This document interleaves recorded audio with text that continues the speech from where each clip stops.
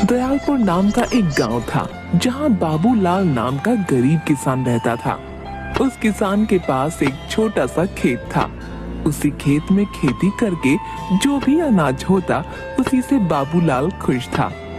उसकी बीवी निर्मला घर में एक गाय की देखभाल में लगी रहती और उसके दूध से भी कुछ खर्चे निकल जाया करते थे। कई बार फसल अच्छी नहीं होती थी। आज खेत में जाना जरूरी है, खेत भी सूखता जा रहा है। कुछ समझ नहीं आता है निर्मला। आप खेत में दिन रात मेहनत करते हो लेकिन फिर भी फसल अच्छी नहीं होती। भगवान भी पता नहीं कब तक हमारी परीक्षा लेंगे। शुक्र है ये गाय है, नहीं तो अपने घर में खाने को कुछ नहीं होता। देखो जी, हम इसी दूध के व्यापार को बढ़ा लेते हैं जिससे कुछ तो पैसे आएंगे घर चलाने को। बोल तुम सही रही हो, मगर खेतों को भी नहीं छोड़ सकते हैं। कभी न कभी बारिश होगी जिससे खेतों में नमी आ जाएगी और फसल अच्छी होगी। क्या करें समझ नहीं आता। मैं इस गरीबी से तंग आ गई हूँ। अब माँ जी की दवाई के खर्चे भी मुश्किल से निकल पा रहे हैं। तुम फिक्र मत करो निर्मला, भगवान के घर देर है अंधेर नहीं। खेत में कुछ काम बाकी बचा है, मैं निपटा कर आता हूँ। तुम माँ और बच्चों का ध्यान रखना। अच्छा।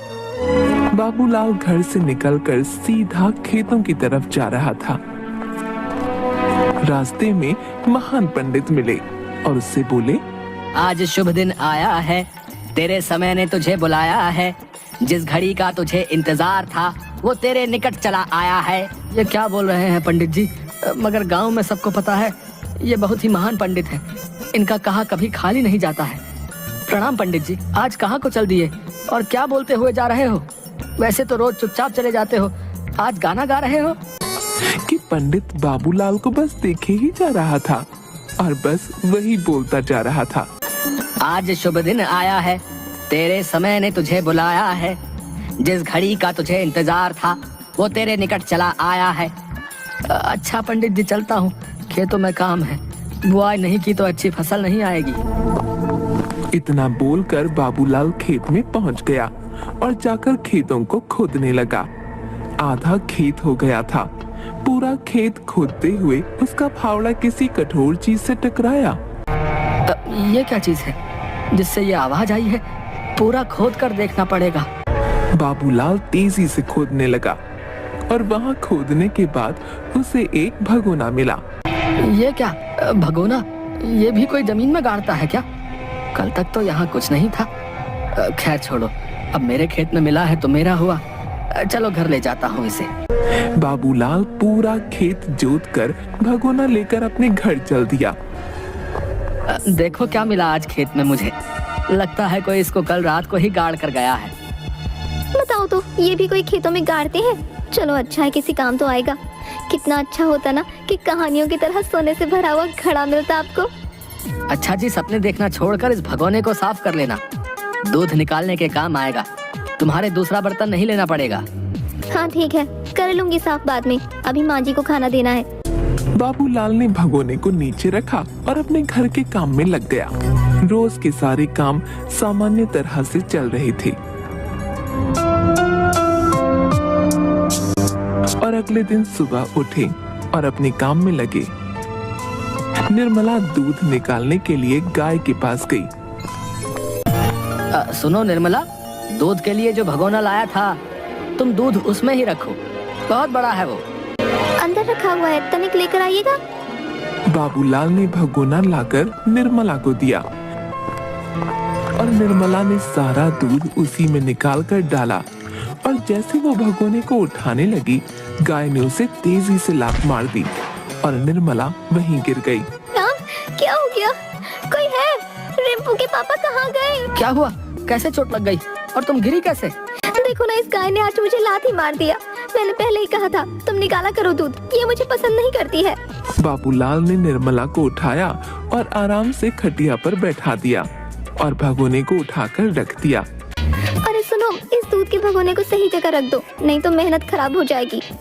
बाबूलाल ने सुना नहीं और गाय के पास काम करने लगा और गाना गाकर गाय को सुनाने लगा, क्योंकि उसकी गाय उसका गाना बहुत अच्छे से सुनती थी।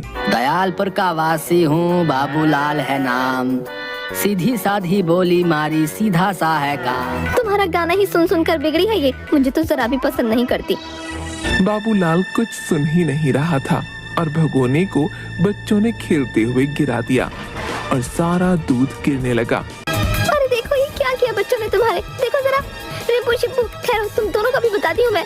अरे क्या किया तुम शैतानों ने, है? दूध का भगोना गिरा दिया। रुको बताता हूँ तुमको, ये रोज का हो गया है तुम लोगों का। अरे उनको छोड़ो, उधर देखो क्या हो रहा है भगोने में। दोनों भगोने की तरफ ध्यान से देखने लगे। उसमें से दूध खत्म होने का नाम ही नहीं ले रहा था। सुनो जी, ये क्या हो रहा है? इतना दूध कहाँ से आ रहा है? मैं भी यही देख रहा हूँ, ये क्या अजीब सा देखने को मिल रहा है। ये किसी जादू से कम नहीं है निर्मला। बाबूलाल ने पूरा हाथ उस भगोने में डालकर देखा, मगर अंदर ऐसा कुछ नहीं था जिससे कि दूध के आने का पता चलता। अंदर तो कुछ ऐसा नहीं है, फिर ये दूध कहाँ से आ रहा है? निर्मला खुशी से फूली नहीं समा रही थी, क्योंकि उसको लग गया था कि ये कोई मामूली भगोना नहीं, जादुई है। सुनो, हम तो अमीर हो गए आज इसको पाकर। ये तो पागल हो गई है क्या? पहले जो दिख रहा है उसको संभालने दे, फिर अपनी बात बताना। बाबूलाल ने धीरे धीरे घर के सारे बर्तन भर दिए। भला ये तो सच में जादुई भगोना है। देखो सारे बर्तन भर गए हैं। अब इतने सारे दूध का हम क्या करेंगे? क्या करेंगे? हाँ, इसको पूरे गांव में बेचेंगे और गांव के बाहर भी। हमारा दिमाग खराब है क्या? इतना दूध अचानक से कहाँ बेच पाएंगे हम लोग? अरे अब हम माला माल हो जाएंगे, दूध के सारे सामान बनाएंगे। बाबूलाल और निर्मला की सूझबूझ से यही हुआ। दोनों उस भगोने से दूध और उससे जुड़ी चीजें बनाने लगे और नगर नगर जाकर बेचना शुरू कर दिया। अगर दोनों जाएंगे तो सामान बनाना मुश्किल हो जाएगा, हमें अपने साथ किसी को जोड़ना पड़ेगा। ठीक है, मगर भरोसेमंद आदमी का मिलना मुश्किल है। मैं किसी को बुलाती हूँ, मगर बड़ा सावधान रहना पड़ेगा, उसके सामने भगोने का राज न खुले। गांव के कुछ लोगों को भी उसने अपने साथ रख लिया और अपना व्यापार बढ़ा लिया और देखते ही देखते उनके पास अपना खुद का घर और नौकर चाकर भी हो गए। वहीं दूसरी तरफ उसका बड़ा भाई रहता था, जो पहले से ही अमीर था। अपने भाई को बढ़ता देख उसे जलन होने लगी। देखो, कहाँ इनको रोटी तक नहीं मिलती थी, आज ये मेरे से ऊपर उठ रहा है। सही कहा जीजा जी, ये गरीब भिखारी लगता था, लेकिन अब तो ठाट बाट देखो, आपके सामने है सब कुछ। पता करो फिर किस बात का इंतजार है, आखिर ये ऐसा क्या कर रहा है? आप चिंता मत कीजिए, मैं इसका पता लगा लूंगा, आखिर माजरा क्या है। लगाना ही पड़ेगा, तुमको फोकट का नहीं पालता हूँ मैं। तुम मेरी बीवी के भाई ना होते तो रास्ते में कहीं भिखारी ही होते। रमेश ऐसा सुनकर घर से बाहर आ गया और अपने दो दोस्तों के साथ। यार ये जीजा है ना, जब देखो कुछ ना कुछ बोलता ही रहता है, मुझे पहले तो उसका कुछ करना पड़ेगा। देखो एक काम करते हैं, तेरे जीजा को ही गायब करवा देते हैं। नहीं यार, दीदी को पता लगा तो हर पेड़ पर बंदर बनकर घूमने को बोलेगी। तो एक काम करते हैं यार, प्रधान जी का कुत्ता छोड़ देते हैं, सुना है बहुत भागता है वो, थक कर अपने आप कुछ दिन के लिए बिस्तर पकड़ लेंगे।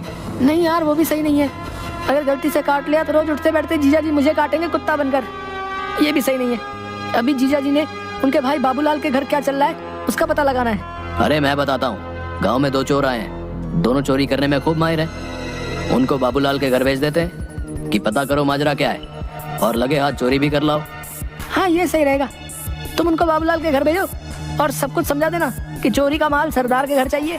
दोनों चोर छुपते हुए बाबूलाल के घर जा पहुँचे और खिड़की से झांक कर देखते हुए उस समय बाबूलाल और निर्मला भगोने से दूध बढ़ा रहे थे। ये सब देखते ही चोर, बूढ़ी बाबा ये देखो, कोई जादू चल रहा है क्या? ये दूध कहाँ से आ रहा है? अरे बुड़बक, यही है जादुई भगोना, जिसकी वजह से बाबूलाल सेठ बन गया है, समझा? इसी पे हाथ साफ करने का। रात में बाबूलाल के घर गए और दीवार से कूद लगाकर अंदर आए। बूढ़ी बाबा तुम इंतजार करो, जब ये इस कमरे से बाहर जाएगा। दोनों चोर कुछ देर इंतजार करने लगे। उसके बाद बाबूलाल और निर्मला वहाँ से बाहर निकले। बूढ़ी बाबा यही सही समय है, उठा ले भगोने को और सरदार के घर चलते हैं, खुश होकर सरदार इनाम देगा। मैं तो कहता हूँ इस भगोने को लेकर भाग लेते हैं भाई, माला माल हो जाएंगे क्या? अरे भाई सरदार की मार भूल गया क्या? नहीं नहीं, मैं तो जाकर उसी को भगोना दूंगा। दोनों उस भगोने को लेकर वहाँ से चलने लगे और सीधे जाकर सरदार के घर पहुँचे। सरदार और रमेश भगोने को देखते रहे और सोचने लगे कि वाह साले साहब, कमाल कर दिया। तो इस भगोने की वजह से बाबूलाल इतना अमीर हुआ है, लेकिन इसका इस्तेमाल कैसे करना है? कुछ गड़बड़ तो नहीं होगी? अरे जीजा जी, डालो कुछ भी इसमें, बस बहुत सारा हो जाएगा जो भी डालोगे। कुछ ऐसा डालो जिससे बहुत सा धन मिले। दोनों ने काफी देर तक यही सोचा। ऐसा क्या है जिसे डालकर वो 4 गुनी हो जाए? और अगर कोई कीमती चीज डाल दी और वो वापस नहीं आई तो? अरे छोड़ो, तुमको तो कुछ समझ में ही नहीं आ रहा लाए। मैं इसमें अपनी ये चुराई हुई अंगूठी डाल के देखता हूँ भाई। उड़ी बाबा, अरे रुको, ऐसा नहीं कर सकते। हमको कुछ पता नहीं है इसके बारे में, हमको कुछ गड़बड़ नहीं करना है, कुछ नहीं, समझा तुम? मगर दूसरे चोर ने बोलते बोलते अपनी अंगूठी भगोने में डाल दी। तुम कभी मेरी बात नहीं सुनते हो, हमेशा गड़बड़ करते हो। अरे कभी तो सुन लिया करो। अरे तुम चिल्लाना छोड़ो, ये देखो भगोने में क्या हो रहा है। तो ये क्या, इतनी सारी अंगूठियाँ कहाँ से आ रही हैं?